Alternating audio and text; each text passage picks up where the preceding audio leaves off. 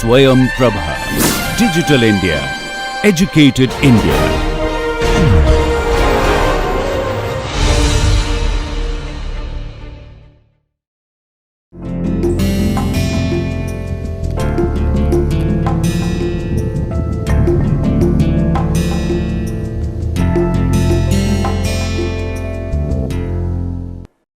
Welcome back to the lecture series on bioenergetics of life processes. So, in the last class, I was talking to you about the concept of two photosystem and how it was discovered. I believe when I was kind of closing in, there was a little bit of confusion which was there. So, let me just reiterate that point before I start this class. So, what we essentially discussed is, say for example, so what was the experiment? Experiment was done like this.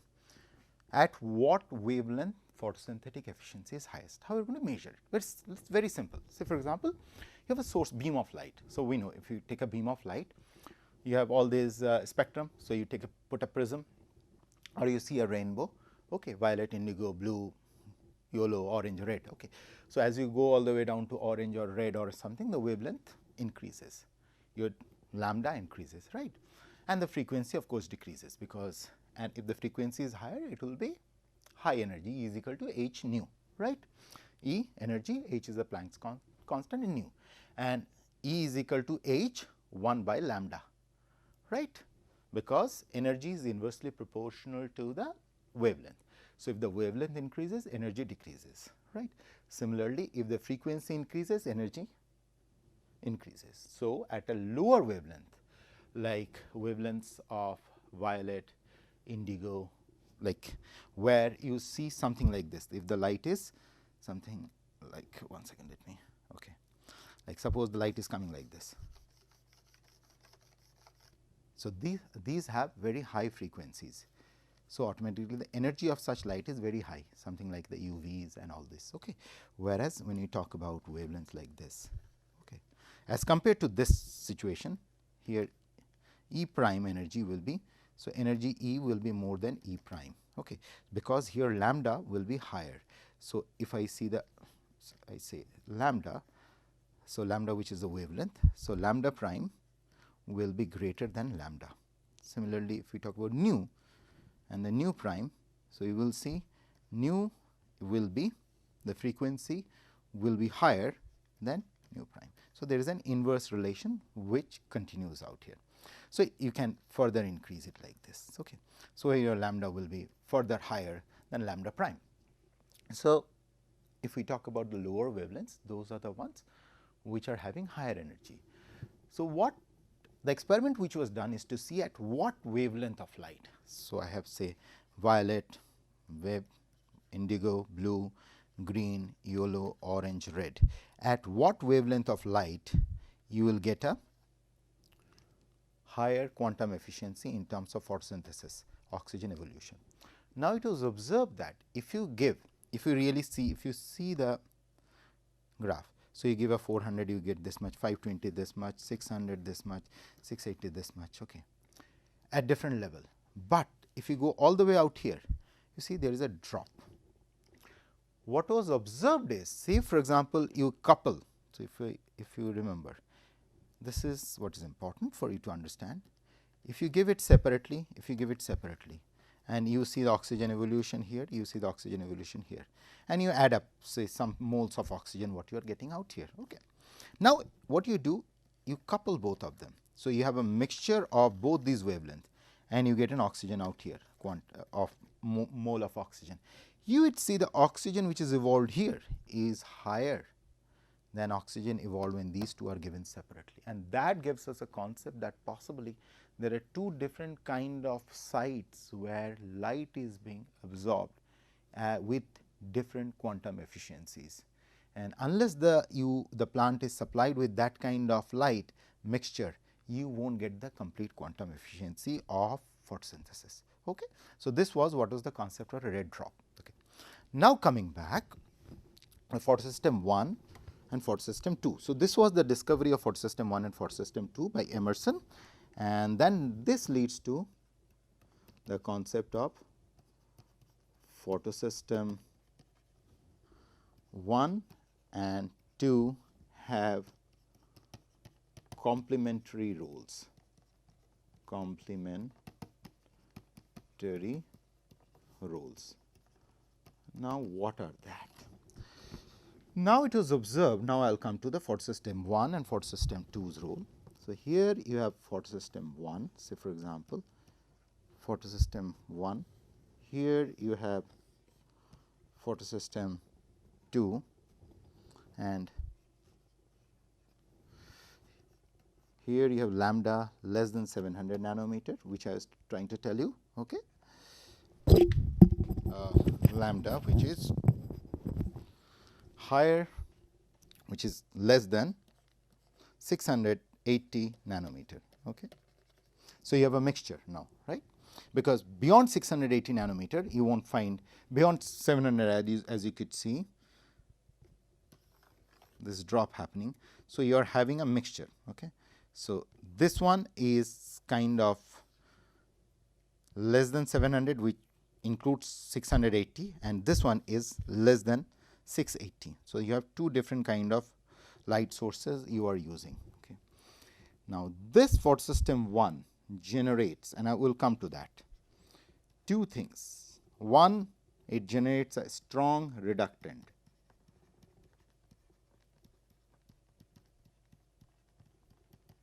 In the form of NADPH,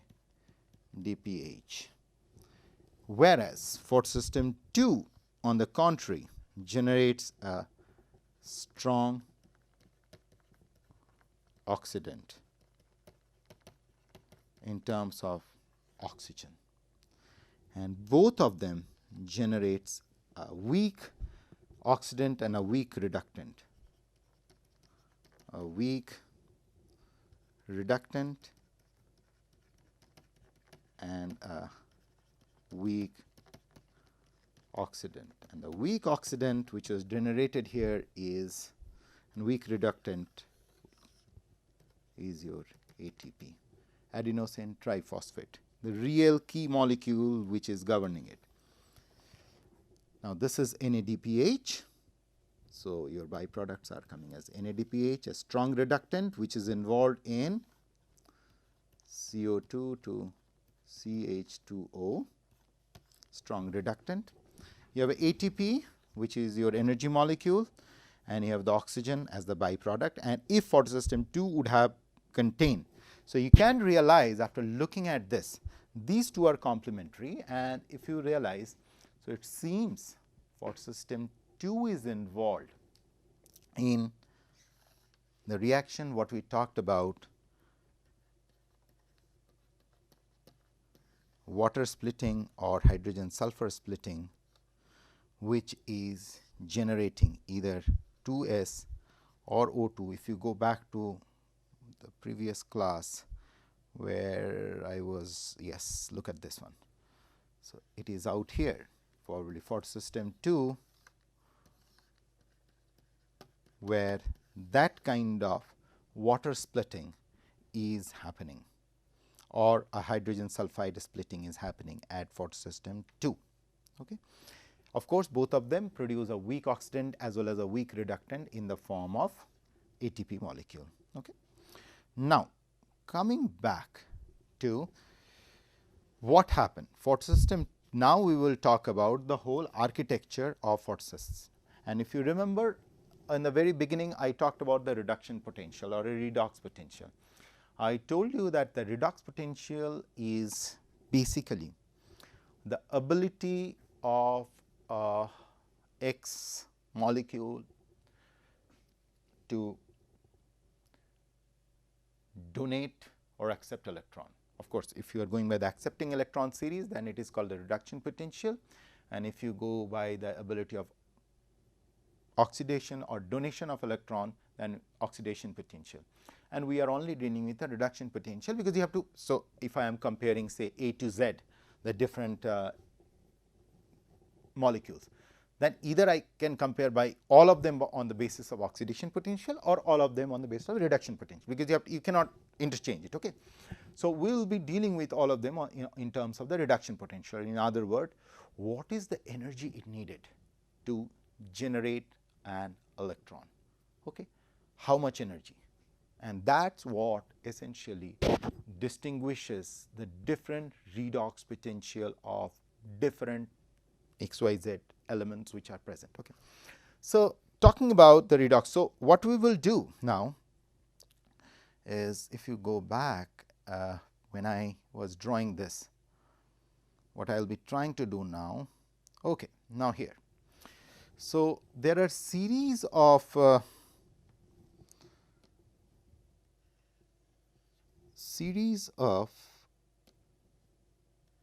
molecules which are involved in photosynthesis, in which are lying at photosystem 2, photosystem 1, and these are different membrane bound proteins which are there, and they are arranged something like this, and I will draw it further. So, each one of them have different redox potential. In other words, these proteins are arranged in such a way that each one of them have a different work function of donating electron or accepting electron. Okay. They can accept electron with very different efficiencies. So, say for example, if I have A which has more power to accept electron than B. So, if I have a source of electron, then A will be catching the electron faster as compared to B, because A has more pull for the electron, more power to get reduced. Keep this basic concept in mind, that if I have 20 players and if you arrange them in an order that A, B, C, D, E, F, G, H, and assume that A has the highest power to accept electron. So, what will happen if I start dropping the electrons like this? So, A will be the one which will grab the maximum number of electrons till it is completely filled, then B, then C, then D, then E, then all the way to Z. So, Z will be the least one. So, that helps them to arrange. So, in a way, if I name these proteins at A, B, C, D, E. So, what I can do is I can arrange them with a different redox potential. I can arrange them like this. So, I can say that A has the highest power to accept an electron, B is the next, C is the third, D is the E, and F likewise. And of course, there is another aspect which is in space how they are located. Okay. So, keep this concept in mind while I will be drawing a very interesting aspect of explaining photosynthesis in terms of the redox potential or the ability. So, in terms of the redox potential, on my left hand I will be drawing the redox potential in terms of the voltage. Okay. Redox potential in terms of voltage. Okay. Now, I will start with 0.8, okay, 0.6, 0.4, 0.2, 0, minus 0.2, minus 0.4, minus 0.6, minus 0.8, minus 1, minus 1.2, 1 minus 1.4. Likewise, if I could really jack up the scale, okay, fine. This is good enough for us to study. Okay. So, water, if I, one second, let me get the scale. Okay. So, water is sitting at 0.8 redox potential, H2O. Okay. So, now out here, so the way it works, before I kind of get into this graph, let me tell you how the whole thing works. So, you have photosystem 1, photosystem 2 and photosystem 1. So, light falls on both these photosystems, okay. And these photosystems are what we talked about, P680 and P700. Okay.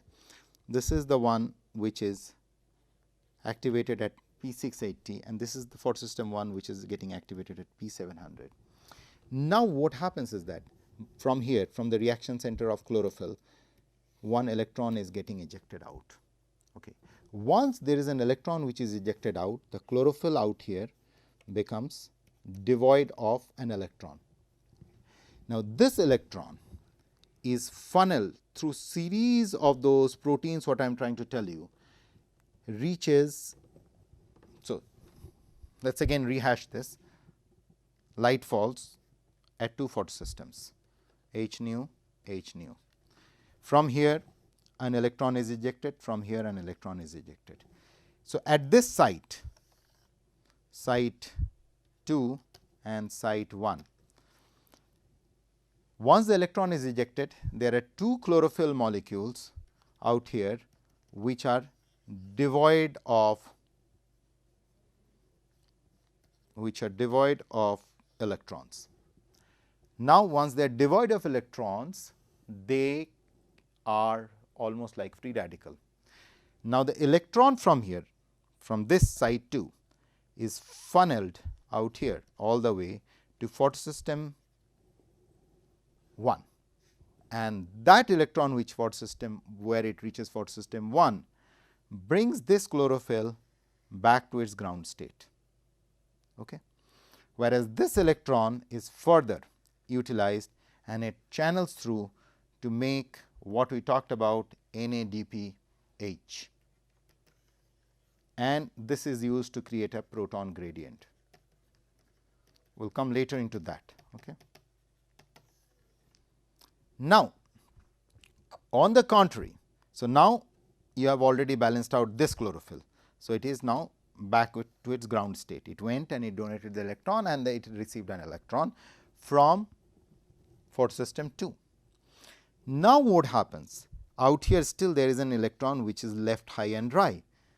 Who takes care of that electron?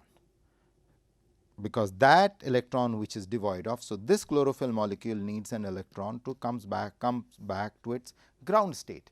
Who helps it?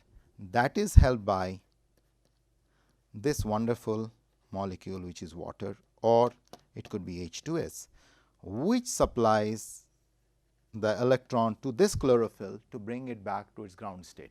So, essentially you observe there is what I was trying to tell from the beginning, that there will be one molecule who will be a perennial electron donor. So, this whole potential drop will only be maintained when you have one donor, that one poor fellow who will be continuously donating electron. And through billions of years, the history is all about, the chemical evolution is all about who is that player who will be an electron donor. It is believed there was an earth where that key player was hydrogen sulfide, and today we live in a world where that key player is water, who is that perennial source of electron. So, to summarize, or before I put the redox potential in place. So, you have two photosystems, light falling on both the photosystems, photosystem 1